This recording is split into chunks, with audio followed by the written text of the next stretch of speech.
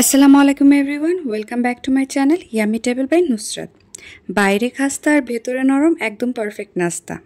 Chicken আর পাউরুটি দিয়ে তৈরি এই ডোনাট রেসিপিটা বানানো খুবই সহজ।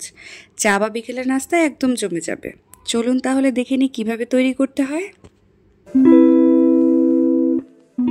এর জন্য প্রথমে একটি ব্লেন্ডার জারে 1 কাপ চিকেন নিয়ে নিলাম। এতে স্বাদ মতো লবণ দিয়ে দিচ্ছি এবং সেই সাথে লাল মরিচ গুঁড়ো দিয়ে দিলাম 1/2 চা চামচ। জিরা দিয়ে দিচ্ছি 1/2 চা চামচ এবং আদা রসুন বাটা দিয়ে দিলাম 1.5 টেবিল চামচ। সবশেষে দিয়ে দিচ্ছি 1/2 কাপ গুঁড়ো করে রাখা পাউরুটি। এখন এগুলোকে ব্লেন্ডার করে নেব। এখন হাতে কিছুটা তেল মেখে ডোনাটের শেপ করে নেব। দেখতেই পাচ্ছেন আমি কিভাবে ডোনাটের শেপটা দিয়ে নিলাম। এটা খুবই ইজি। এভাবে শেপ দিয়ে নিলে ডোনাট কাটারের কোনো দরকার নেই। এখন এখানে আমি ব্রেড ক্রাম্বস এবং ডিম নিয়ে নিয়েছি। প্রথমে ডোনাটটা ময়দাতে কোট করে ডিমের মধ্যে উল্টে পাল্টে ডুবিয়ে এখন ব্রেড ক্রাম্বসে জড়িয়ে নিচ্ছি। এভাবে করে সবগুলো ডোনাট বানিয়ে নিব।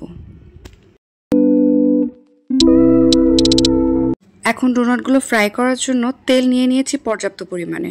তেলটা গরম হয়ে আসার পর ডোনাটগুলো ছেড়ে দিচ্ছি।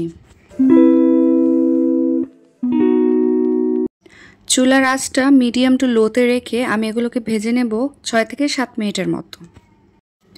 এভাবে উল্টে পাল্টে সবগুলো ডোনাট আমি ভেজে নেব।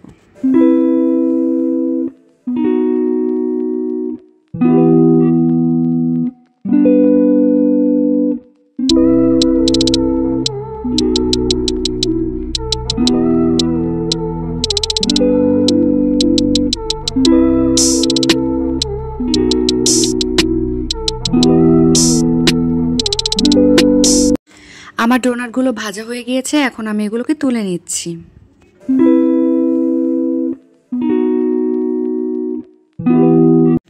ডোনাটগুলো সার্ভ করে নিয়েছি। দেখতেই পাচ্ছেন কতটা পারফেক্ট হয়েছে। আশা করছি রেসিপিটি ভালো লেগেছে। Thanks for watching. আল্লাহ হাফেজ।